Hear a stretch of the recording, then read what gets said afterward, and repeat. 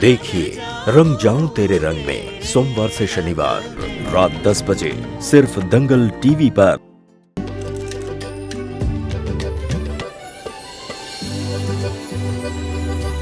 पापा भी गुस्से में, वो आपको भी हर्ट करेंगे। हमें नहीं लगता कि वो ऐसा कुछ कर पाएंगे। पूछो काहे कि हमारे पास तुम हो, और जब तक तुम हमारे साथ हो हमें नहीं लगता कि आपके पापा कुछ कर पाएंगे। खुशी एक वादा करो कि हमसे हमारे साथ रोज ऐसे बातें करो कि फ्रेंड्स।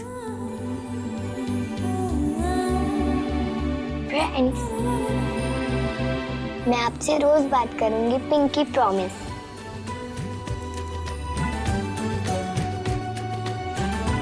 खुशी, खुशी, अरे तू यहाँ क्या कर रही है? इतनी रात हो गई है, चलो जाकर सो जाओ। चलो, गुड गर्ल।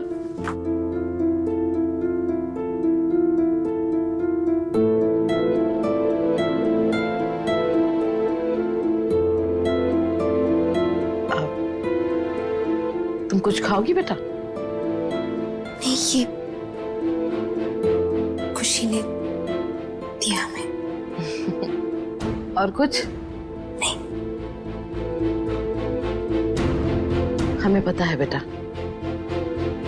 तुम्हारे साथ कमरे में क्या हुआ है।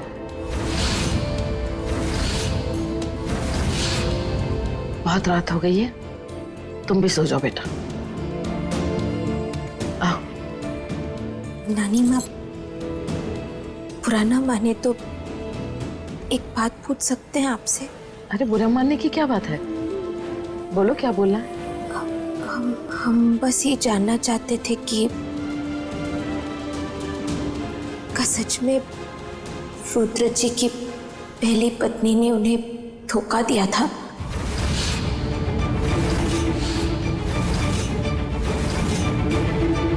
रात बहुत हो गई है, मेरे ख्याल में सो जाना चाहिए, कल बात करेंगे। नानी माँ प्लीज, हमरा रुद्र जी के रिश्ते का भविष्य हम नहीं जानते, लेकिन इतना जरूर जानते हैं कि आगे की सारी जिंदगी हमें इनके साथ ही बितानी है। तो हमें लगता है कि हमारा जानना जरूरी है, हमारी जिंदगी का सवाल है। सिर्फ हमारा ही नहीं, खुशी का भी।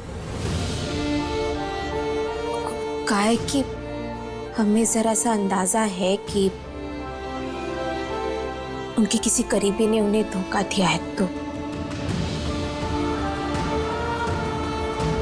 आओ मेरे साथ।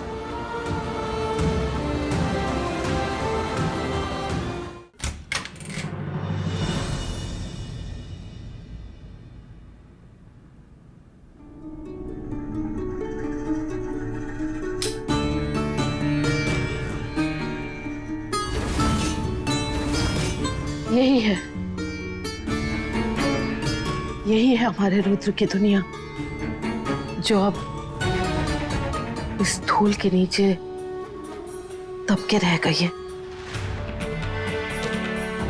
हमारा रुद्र ऐसा नहीं था, वो सबसे बहुत प्यार करता था।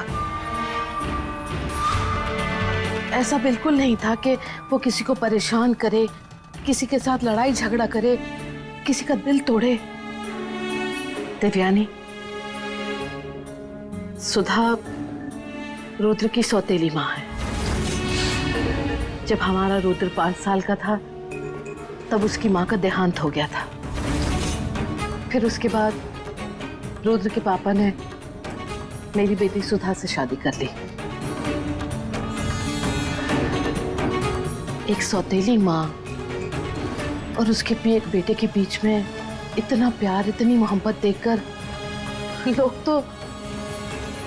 तो धोखा खा जाते थे। हमारा रुद्र अपने परिवार के लिए कुछ भी कर सकता था। उसका पूरा परिवार उसकी जिंदगी थी। फिर उसके बाद उसकी जिंदगी में ज्योति आ गई, एक ऐसा तूफान बनकर जिसमें हमारे रुद्र की खुशियां, उसका सुख चैन, उसकी मुस्कान सब कुछ उड़ा कर ले गए।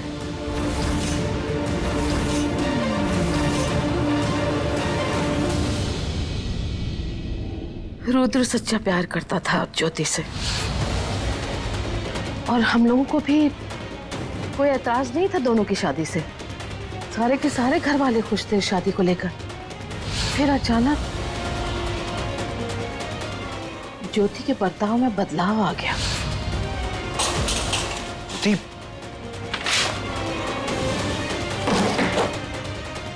अरे ज्योति, मेरी बात तो सुनो। अपनी ये बातें अपने पास ही रखो, मुझे मत सुनाओ।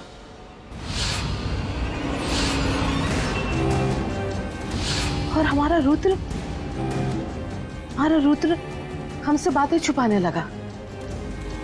दोनों के बीच में बहुत क्लेश होता, बहुत झगड़े होते।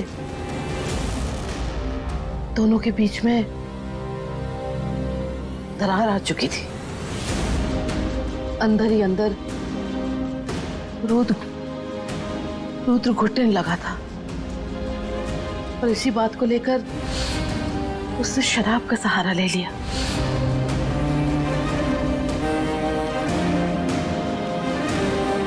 फिर एक दिन दोनों, रुद्र और ज्योति, फार्म हाउस पर चले गए।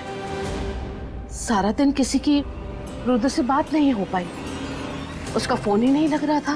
तो हम लोगों ने सोचा कि क्यों ना सब मिलकर फार्म हाउस पर चले। हम सब मिलकर फार्म हाउस पर चले गए।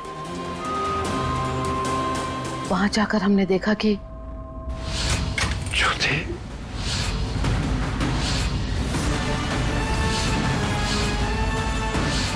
हे भगवान, रुद्र!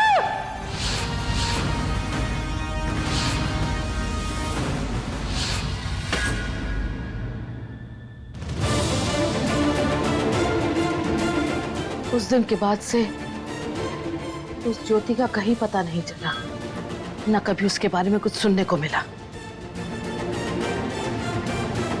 हमें पुलिस के द्वारा पता चला कि ज्योति और किसी और मर्द का अफेयर चल रहा था। दोनों ने मिलकर हमारे रुद्र को मारने की कोशिश की।